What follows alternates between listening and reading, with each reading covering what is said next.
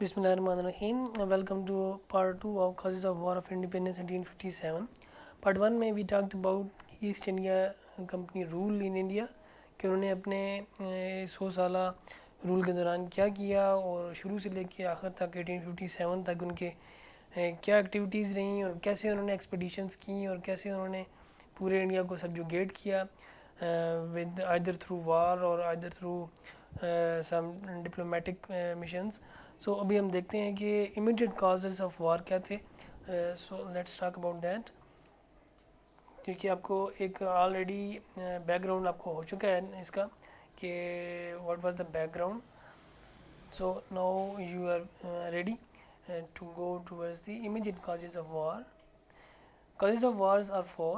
First is political causes, second is your military causes, third is economic causes, and fourth is religious causes. And social and religious causes, they are combined in one heading. So we shall talk about first cause, political causes in this video, and we shall talk about others later. So let's go ahead. In political causes, the first main reason of War of Independence was expansionist policies of British East India Company.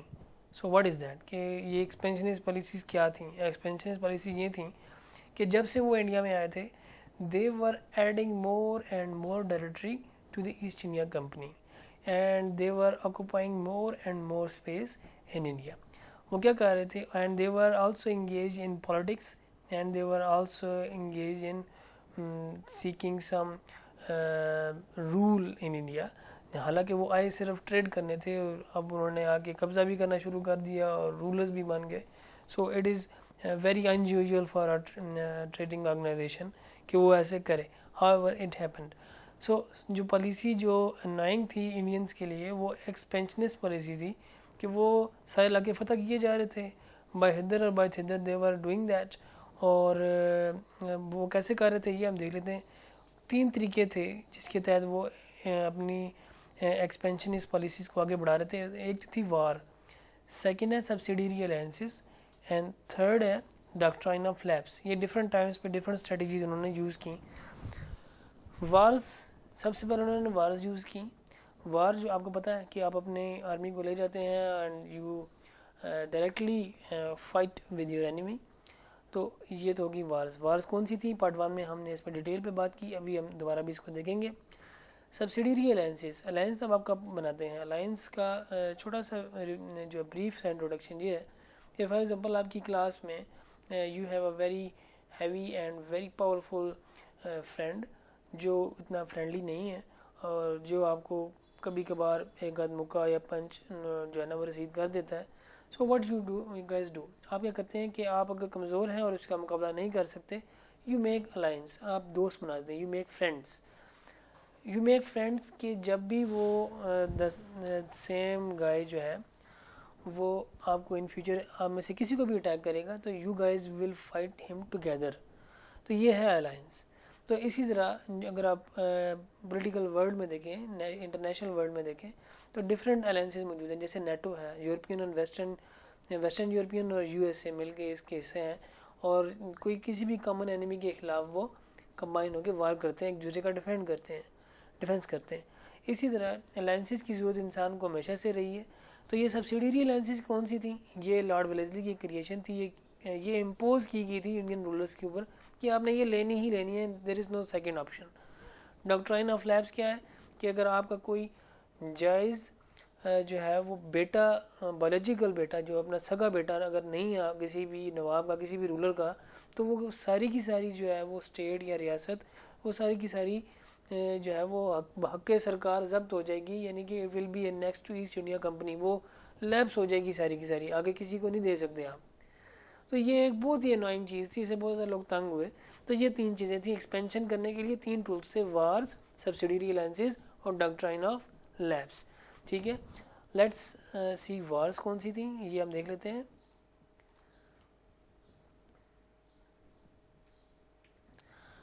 Battle of Plassey, battle of Buxar, 4 Anglo Mysore war, Anglo Maratha wars and Anglo Sikh wars, اور سندھ کی وار جو تھی وہ ہم نے دیکھی. Part 1 میں بھی ہم اس میں بات کر چکے ہیں. and we shall see it in a brief. So Battle of Plassey in Bengal 1757, Battle of Buxar 1763, 4 Anglo-Mysore War for Mysore and Anglo-Maratha wars for taking up Maratha Empire, and 2 Anglo-Sikh wars for taking Punjab, and 2 wars in Sindh for taking Sindh. So these were the wars which were employed by British to take more and more land to British East India Company. تو یہ تو چیزیں ہو گئیں کہ انہوں نے وار کے ذریعے کیسے کانکر کیا.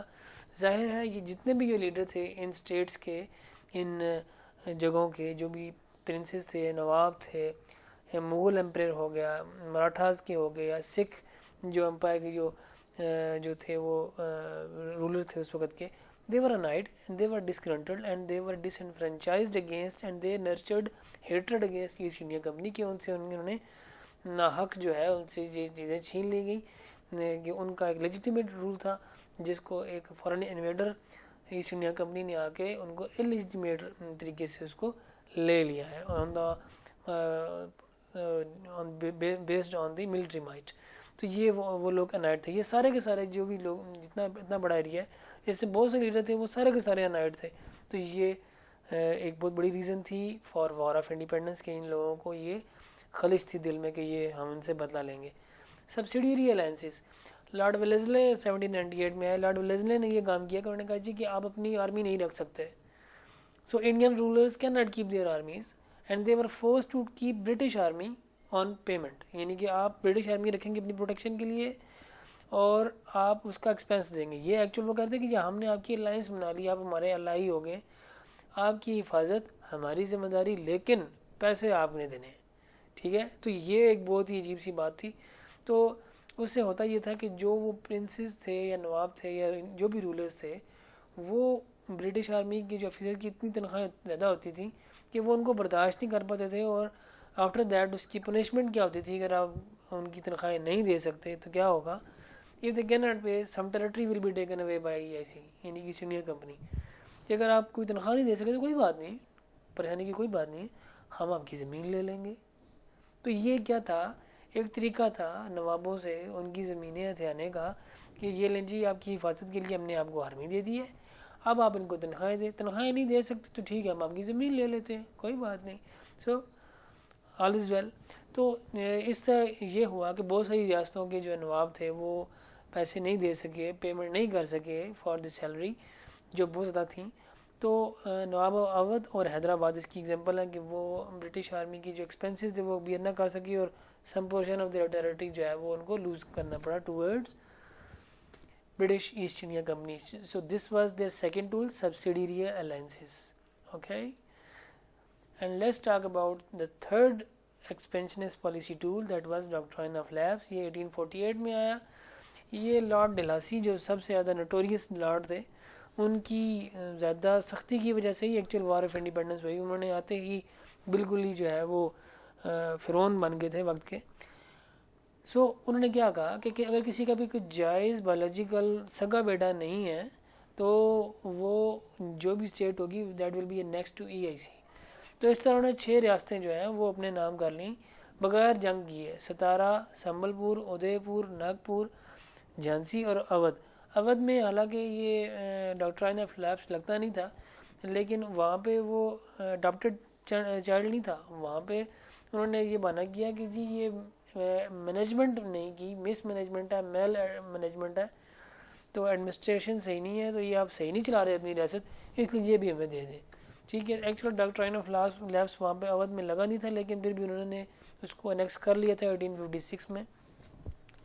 سو یہ 3 پالیسی آپ نے دیکھ لی کہ ایکسپینشنسٹ پالیسی جو تھیں وارز, سبسیڈیری الائنسز اور ڈاکٹرائن آف لیبس, یہ تینوں کے تینوں جو تھے وارز تو ہیں ہی بہت دور لگتی ہے نا کہ آپ آئیں اور قبضہ کر لیں. سبسیڈیری الائنس کی آپ خواہ مخواہ ایک فوج مسلط کر رہے ہیں ان کے اوپر اور آپ ان کو تنخواہ بھی دیں, اگر نہیں دے سکتے تو اپنی زمین دے دیں. ڈاکٹرائن آف لیبس اگر آپ کا اپنا کوئی سگا بیٹا نہیں ہے وارث تو ٹھیک ہے کوئی بات نہیں, آپ اپنی پوری کی پوری اسٹیٹ ہمیں دے دیں اور آرام سے مر جائیں. ٹھیک ہے, تو یہ چیزیں ناقابل قبول تھیں دی دین انڈین رولرز کو. تو so they were nurturing hatred against East India Company اور وہ اس چیز سے بڑے کنسرن تھے. تو جو بھی لیڈرز تھے انہوں نے پھر پلان اپ کیا اس چیز کو یہ ایک پولیٹیکل کاز بنی وار آف انڈیپینڈنس کی، کیونکہ جب ظلم حد سے بڑھ جاتا ہے تو مٹ جاتا ہے۔ اب آگے بات کرتے ہیں جی، ایک اور انہوں نے قانون پاس کیا جی کہ برٹش ریزیڈنٹ ان کورٹ، یعنی کہ جب سبسڈیری الائنسز کا رول پاس ہوا تھا لارڈ ویلزلے کے دور میں، اسی وقت ساتھ برٹش ریزیڈنٹ کا بھی ہو گیا۔ برٹش ریزیڈنٹ ان کورٹ کا مطلب یہ کہ ہر نواب اور رولر کے دربار میں ایک برٹش ریزیڈنٹ ہوگا۔ ریزیڈنٹ ڈاکٹر آپ سنتے ہیں نا، کہ وہ ڈاکٹر جو رہتے ہی ادھر ہے، تو یہ برٹش ریزیڈنٹ ہے، یعنی کہ ایک برطانوی یا ایسٹ انڈیا کمپنی کا ایک افسر جو ہے، نمائندہ، برطانوی نمائندہ یا ایسٹ انڈیا کمپنی کا ایک نمائندہ جو ہے، وہ کیا کرے گا، ہر نواب، ہر مہاراجے اور ہر راجے کے دربار میں 24 گھنٹے وہیں رہے گا۔ اچھا، وہ کرے گا کیا؟ وہ صرف کھانا نہیں کھائے گا، بلکہ اس نے کچھ کام بھی کرنے ہیں۔ تو وہ ایک تو وہ کمپلسری برٹش کا ریزیڈنٹ ہوگا، اور وہ ایک قسم کا پولیٹیکل ایجنٹ ہوگا وہاں کا۔ جو وہاں کے راجہ مہاراجہ ہیں وہ اس سے پوچھے بغیر کوئی بھی فارن پالیسی کے اوپر کوئی بات کسی دوسری اسٹیٹ کے ساتھ کوئی معاہدہ کرنا ہے، وہ بغیر اس برٹش ریزیڈنٹ کی مرضی کے خلاف وہ نہیں کرے گا۔ یعنی کہ اس کا مطلب کیا ہوا کہ آپ نے اپنی ساورنٹی لوز کر دی جب آپ نے اپنے تمام انٹرنل افیئرز اور ایکسٹرنل افیئرز جو بھی کسی بھی رولر نے اگر کسی کے ساتھ کرنے ہیں، بیرونی دنیا کے ساتھ یا انڈیا کی کسی اسٹیٹ کے ساتھ، تو وہ نواب صاحب جو ہیں وہ برٹش ریزیڈنٹ کی پہلے مرضی لیں گے، اس کے بعد پھر وہ کوئی بات کریں گے۔ سو ان کی ساورنٹی تو کمپرومائز ہوگی۔ اسی طرح سبسڈیری الائنسز بھی اگر آپ دیکھیں کہ آپ اپنی آرمی نہیں رکھ سکتے، آپ نے آرمی جو ہے برٹش آرمی آپ کی پروٹیکشن کرے گی، لیکن آپ نے اس کے پیسے دینے ہوں گے، اگر آپ پیسے نہ دے سکے تو زمین دینی ہوگی۔ تو کیا ہوا کہ جب آپ نے آرمی کسی اور کی رکھ لی، اپنی آپ کی آرمی نہیں ہے، تو آپ کی پھر اپنی ساورنٹی تو رہی نہیں۔ تو یہ جو پولیٹیکل کازز تھے یہ یہیں سے جنریٹ ہوئے کہ ایک تو وہ وارس تو چلو وہ کر ہی رہے تھے، ایک تو یہ سبسڈیری الائنسز جو ہیں کہ جی آپ اپنی آرمی نہیں رکھیں، اس سے ایک بڑا عجیب سی جو ہے نا وہ ساورنٹی تو لوز ہوگی، تمام اسٹیٹس کی ساورنٹی تو رہی نہیں، کوئی بھی اسٹیٹ ساورن نہیں رہی، بلکہ the sovereignty was vested with only the East India Company, only East India Company was sovereign, تو سرکار تو صرف وہی رہے گی نا، باقی تو صرف کٹ پتلی ہو گئے۔ تو برٹش ریزیڈنٹ بھی اسی طرح تھا کہ جی اپنے دربار میں ایک بندہ پکا رکھیں گے، جو بھی کریں گے whatever you do whenever you do it will be done by the will of that British resident, and British resident is loyal to East India Company, so you are loyal to East India Company. So these were two main political reasons: expansionist policies جس کے 3 tool تھے، اور British resident in court. Let's go ahead. Third major reason is تعلق دارز۔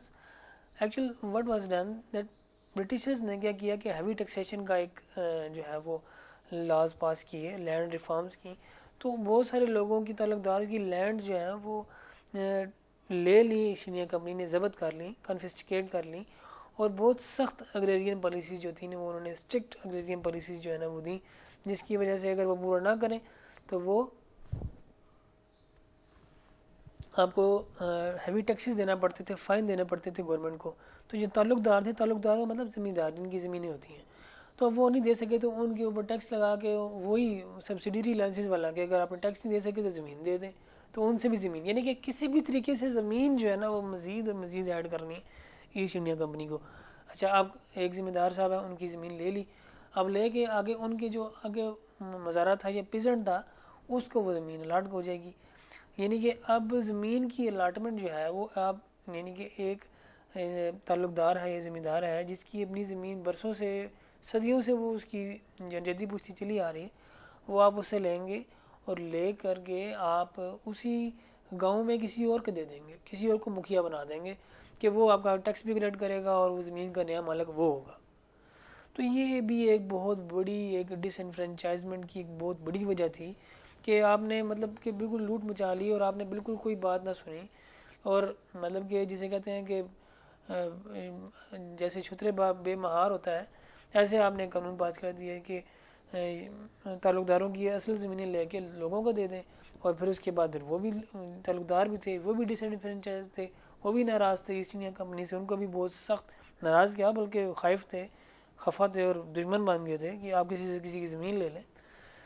سو the fourth is pension and titles جو تھے وہ ودرا کر لیے تھے، جتنے بھی یہ جو لیڈرز تھے اس وقت کے، جیسے نانا صاحب ہو گئے، باجی راؤ ہو گئے، ٹھیک ہے، تانتیا ٹوپی ہو گئے، اسی طرح لکشمی آف جھانسی ہو گئے، اور بہادر شاہ ظفر ایمپرر ہو گیا.